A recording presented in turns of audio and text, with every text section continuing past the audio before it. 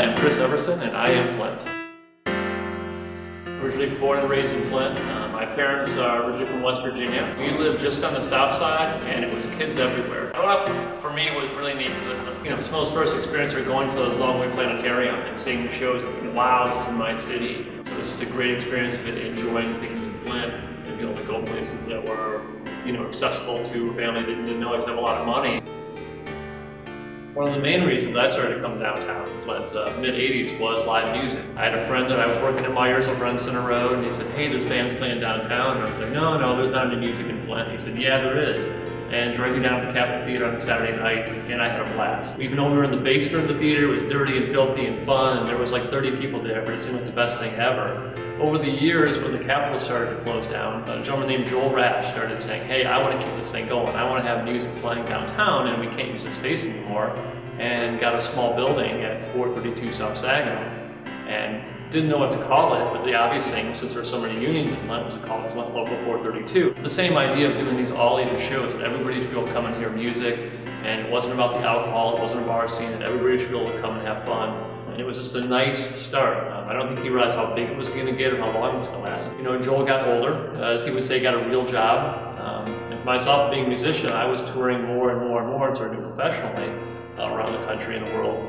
So I wasn't here, and we kind of let it die. And we just said, hey, let's open this thing back up again. Here we are back at Flint Local 432 with all ages shows, no smoking, no drinking, and everybody welcome. One of the reasons I love being back in downtown Flint too is I think it's really moving forward. One was they changed the sidewalks, and people don't realize that. It seems like this small thing, well, why? And it was a big backlash. Why would you put in new sidewalks? Nobody's down here. It's you're wasting your time, it's a waste of your money. But when the sidewalks came in, it seemed a little better. It seemed a little more friendly downtown.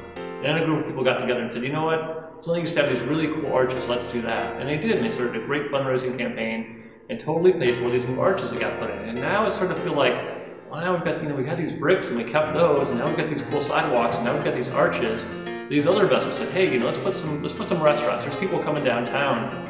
And a part of those restaurants were, a few of them said, let's put some lofts up above them. Let's get some people living down here. And I think to me that's been the really big game changer between the number of restaurants that have moved in over the years, but also the different lofts. Now you have a number of people who, like myself, 5 years ago, moved into one of these lofts, and I'm a part of that downtown scene. I shop downtown, I eat downtown. If I'm going to do something, it's generally downtown. Every 6 months something new opens, and that's just going to keep our downtown growing. As the mayor will tell you, this is the fastest growing neighborhood in the city. Every event that happened was bigger than the year before. From Back to the Bricks, to the Crim, to Bikes in the Bricks. Here it seemed like, even from the early years, everybody hung out. Well, you might not like somebody's music, but you were friends with that guy or gal or whoever. It's always been that scene of people supporting each other. It's everybody getting along and everybody having fun that makes it a little bit different. Some of the tougher parts of doing Flint Local 432 now is before it was always build a crappy stage, let's set up some bands, let's have it, hey, the power's not good enough, well, let's just run extension cords somewhere else. So with this version,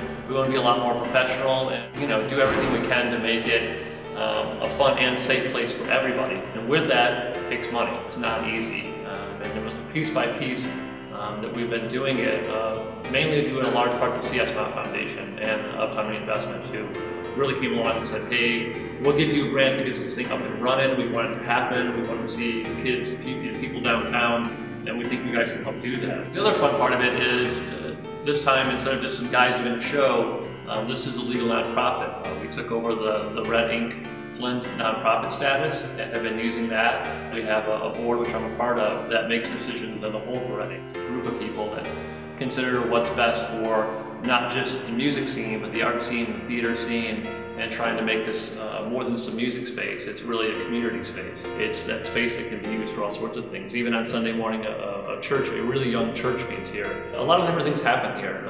Upstairs we have the office space at Flint Club, also meeting space for Creative Alliance, a great arts group that's been doing stuff for years and years, and it's nice for them to have a space.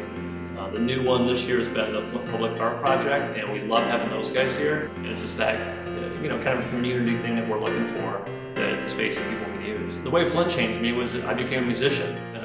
5 or 6 years playing in bands, traveling all over the United States, being incredibly broke and eating a lot of Taco Bell.